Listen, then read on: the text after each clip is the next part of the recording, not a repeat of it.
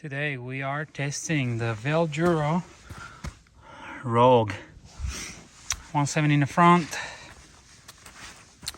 delivered by this beautiful Fox 38 factory Grip X2, and 165-ish delivered by this Fox Float X2 custom tuned to the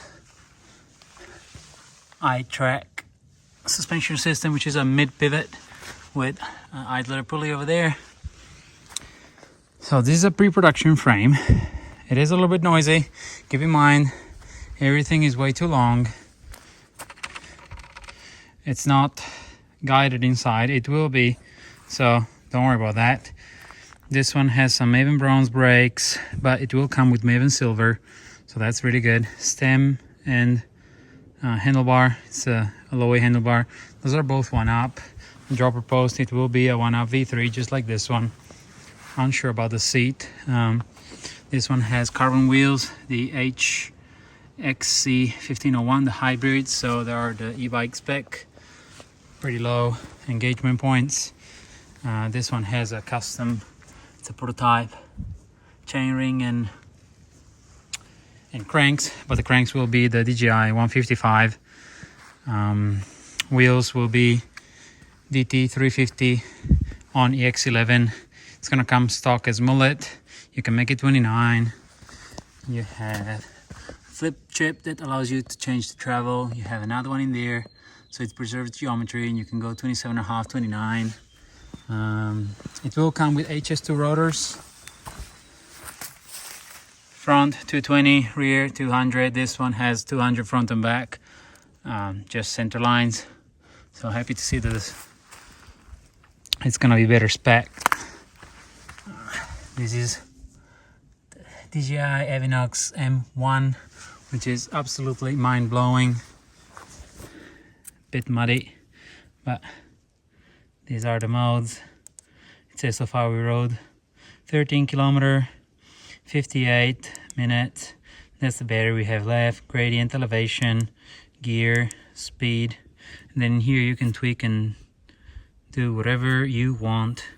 You can adjust literally everything, which is wild. These 1 and 2, this one goes through the screens, this one goes through the modes, so you can go auto, eco, trail, turbo, and then if you hold it there, you have the boost, which you can adjust. You can have it going up to 60 seconds. This gives you 1200 watts and 120 newton meter, which is absolutely insane. We're keeping it in auto.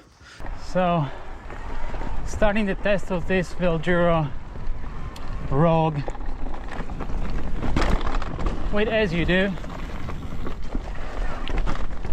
which, if you do know, it's a bit of a pain on a normal bike. I think I'm gonna stick with the auto mode. Oh shit. Yeah, so I almost never ride e-bikes. I always ride my normal Evil offering 140, 160 millimeter bike. So when I go up this climb, I usually take it very, very easy, because otherwise I'll just burn myself down. I'm testing the auto mode, which I'm not entirely sure, but like what the range of power allows, but I can tell you that when it's steep, it just goes.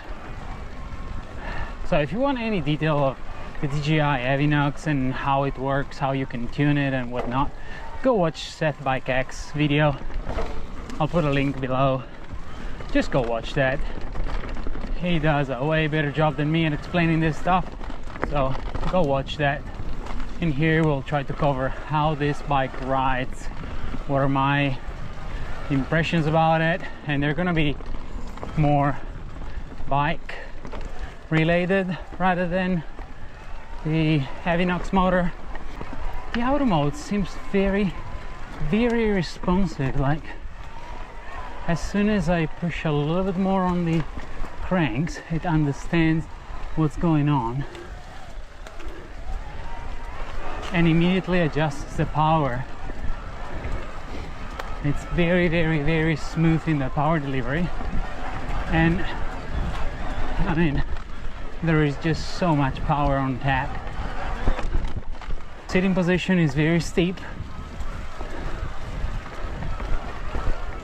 It feels steep.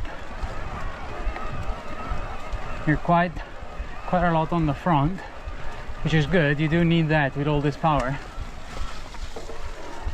because it allows you to go up stuff that you wouldn't otherwise, honestly. I haven't tried anything else that was that responsive and smooth in the power delivery, in the way it reacts with everything. So we see 13-16% gradient, 526. This screen, I love it. It shows me the stuff that I like to see.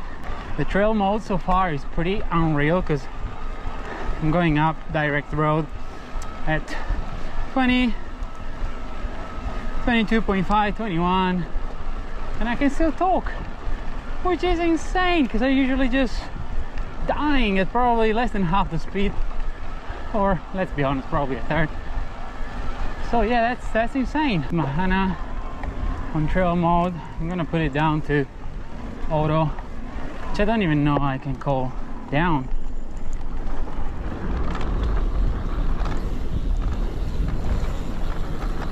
Let's leave the speed on for the downhill.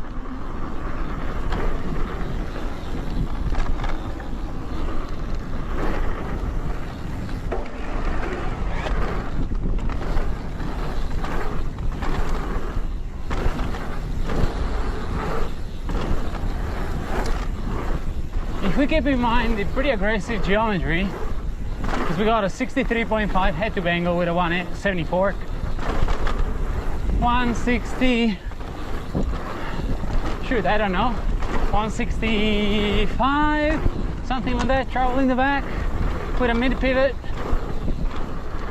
This thing pumps really, really well, and it feels pretty active and playful, which is surprising, because usually high or mid pivot bikes with an idler, they tend to feel pretty dead, especially on the lower tracks. But this feels pretty good. I am surprised. Whoa, pretty sketchy.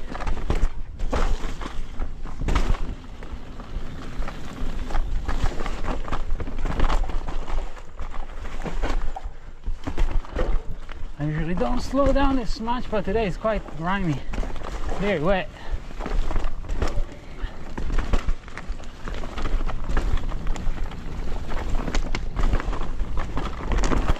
And I still don't know the bike, so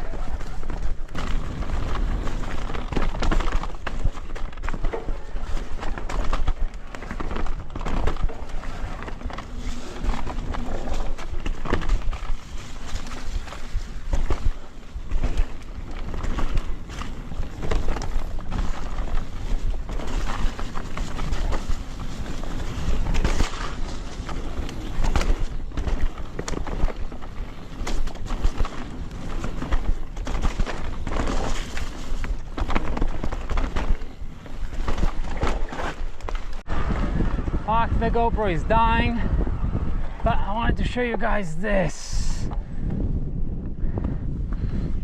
Look at it. Green lake, blue lake, Tarawera lake, and then Rotorua lake. This is my favorite bit of the forest at the moment, just because of the view. It's insane.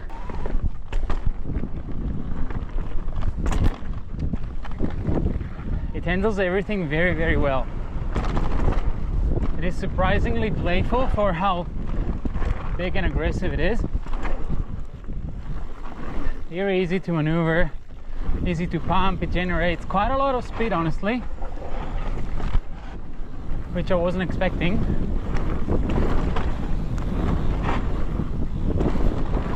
It handles jumps and berms really well.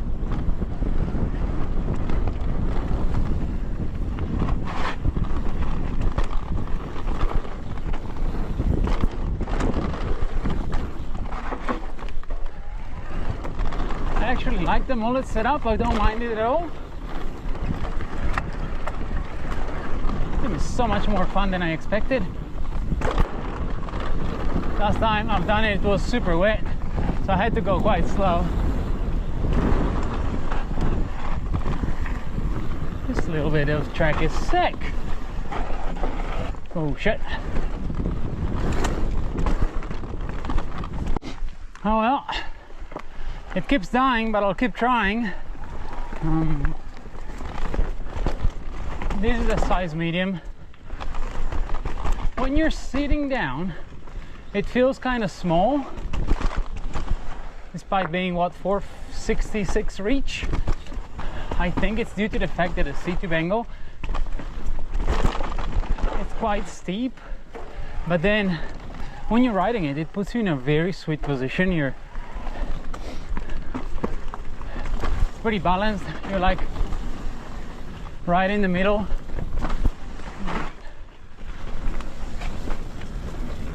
So it's easy to move around. Holy shit, that was slippery.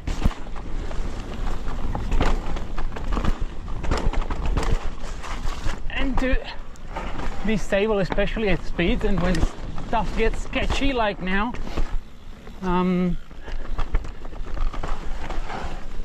So it's quite composed, yet nice and playful.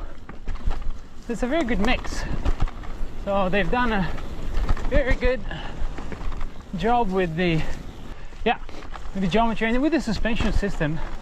I like the tune of the shock as well. Doesn't blow through travel, just handles really nice.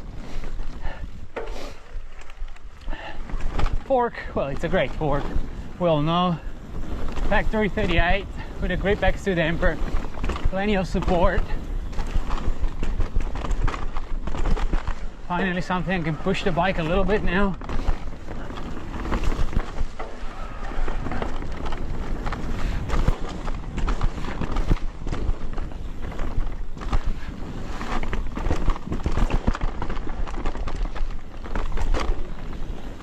If it was my bike, I'd probably go full 29 and absolutely put the Hope GR4 brakes with 220 rotors front and rear, the e-bike one, the very thick one, and radial tires for sure. I'll stick with probably the stock wheels, the EX11 on 350 hubs.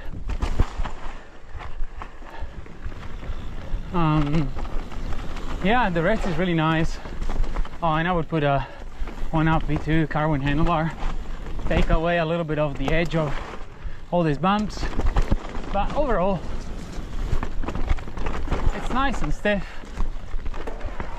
It doesn't feel like a wet noodle. Whoa! It doesn't even feel too heavy, which is great, because some e-bikes, they do feel a bit heavy, heavier than they are, but this one doesn't, because it's quite playful. As I said, it just handles nice. Oh shit. So it's not just another e-bike with the Avinox motor. It actually rides really well. So I'm stoked.